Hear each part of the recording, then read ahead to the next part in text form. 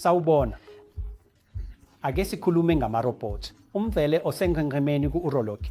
Ukuhlinzwa kwerobhothi kuzwakala kumnandi kakhulu.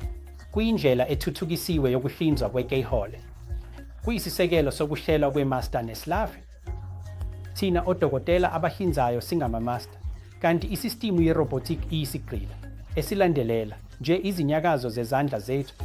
Izinzuzo zokuhlinzwa kwerobhothi, ukubona okungcono, ukukhuliswa okungcono, nokunemba okungcono ngenkathi kusebenza ngokuqhathaniswa nokuhlinzwa kwe-keyhole evamile okuyi-laparoscopy. Ukuhlinzwa nge-robotic kwezokwelapha izifo zesinye sekuthuthuke kakhulu. Kukhona izindawo ezimbili ezibalulekile lapho kudlala khona indima ebalulekile.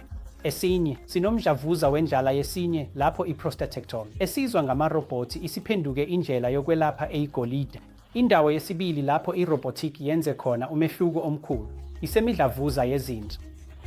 Ngokomlando, noma yimuphi isiguli somdlavuza wesinye sasiphetha ngokuthi sinqunye sonke isinye. Kodwa, ngokuhlinzwa nge-robotic, siyakwazi ukususa ingxenye yomdlavuza kuphela, bese sigcina isinye elijwayelekile.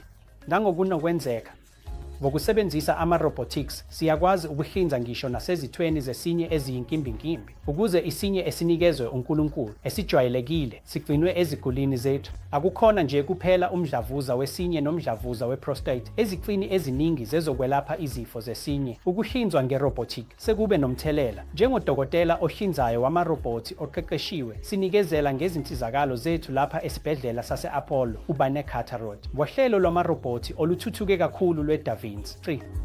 Ngiyabonga.